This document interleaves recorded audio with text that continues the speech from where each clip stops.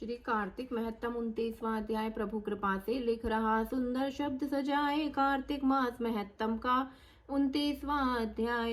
राजा पृथु ने कहा कि हे नारद जी, आपने कलह से जिस प्रकार मुक्ति पाई, यह सारी कथा हमको सुनाई। मैंने भली प्रकार सुनी है। हे ऋषिवर, यह काम उन दो नदियों के प्रभाव से भी हुआ था। कृपा करके मुझे यह बताने की कृपा कीजिए। कृष्णा नदी साक्षात भगवान श्री कृष्ण चंद्र की महाराज का शरीर और वेणी नामक नदी भगवान शंकर का शरीर है।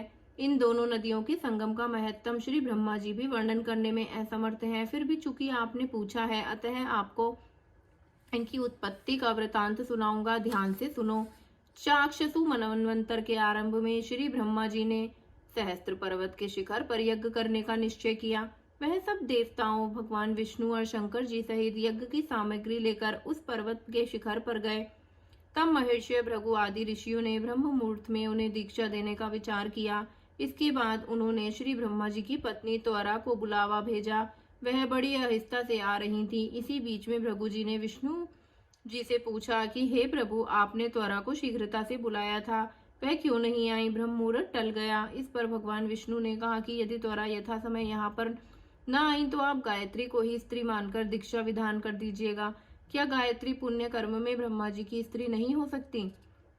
नारद जी के बोले। भगवान शंकर ने भी श्री विष्णु की बात का समर्थन किया। यह बात सुनकर भृगु जी ने गायत्री को श्री ब्रह्मा जी के दाईं ओर बिठाकर दीक्षा विधान आरंभ कर दिया। ऋषि मंडल गायत्री को दीक्षा दे रहा था कि इतने में त्वरा भी यज्ञ मंडप में आ पहुंची।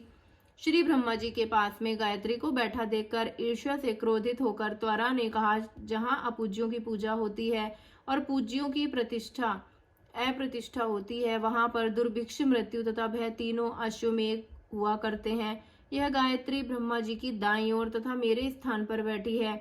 यह अदृश्य बहने वाली नदी होगी। आप लोगों ने अविचार से इसे जो मेरे स्थान पर बिठाया है, इससे आप भी सबकी सब जड़ रूप नदियां होंगे। नारद जी ने राजा पृथु से कहा कि हे राजन, इस तरह त्वरा के शाप को सुनकर गायत्री मारे क्रोध के लाल भभूका होकर अपने होठ काटने लगी। देवताओं के मना करने पर भी उसने उठकर त्वरा को शाप दे डाला। गायत्री ने कहा कि ब्रह्मा जी, जैसे तुम्हारे पति हैं वैसे ही मेरे भी पति हैं। तुमने व्यर्थ ही शाम दिया है, अतः तुम भी नदी हो जाओ। नारद जी ने कहा। तब तक देवताओं में भी बड़ी खलबली सी मच गई। यह त्वरा को दंडवत करके करने लगे, हे देवी, तुमने जो ब्रह्मा जी आदि सब देवताओं को शाप दिया है, इससे यदि हम सब जड़ रूप नदियां हो जाएंगे तो फिर निश्चय ही यह तीनों लोक ना बच पाएंगे, क्योंकि यह शाप तुमने बिना विचारे दिया है। अतः तुम इसे वापस ले लो। त्वरा ने कहा कि हे देवतागणों, आपके यज्ञ के आरंभ में गणेश पूजन नहीं किया गया, इसीलिए यह विघ्न उपस्थित हुआ है। मेरा यह शाप खाली नहीं जा सकता, इसीलिए आप सब अपने अंगों से जड़ीभूत होकर अश्वमेव यदियां बनाएंगे। हम दोनों सौते भी अपने अपने अंश से पश्चिम में बहने वाली नदियां बनेंगी। नारद जी ने राजा पृथु से कहा। त्वरा के यह वचन सुनकर सभी देवता, विष्णु, शंकर आदि अपने अपने अंशों से नदियां बन गए। भगवान विष्णु के अंश से कृष्णा, भगवान शंकर के अंश से वेणी तथा श्री ब्रह्मा जी के अंश से ककुदमवती नाम वाली नदियां उत्पन्न हो गईं। सभी देवताओं ने अपने अंशों को जड़ बनाकर वहां सहस्त्री पर्वत पर फेंक दिया। फिर उन लोगों के अंश अलग अलग नदियों के रूप में बहने लगे। देवताओं के अंशों से हजारों की संख्या में पश्चिम वाहिनी नदियां उत्पन्न हो गईं। गायत्री और त्वरा दोनों पश्चिम वाहिनी नदियां होकर एक साथ बहने लगी।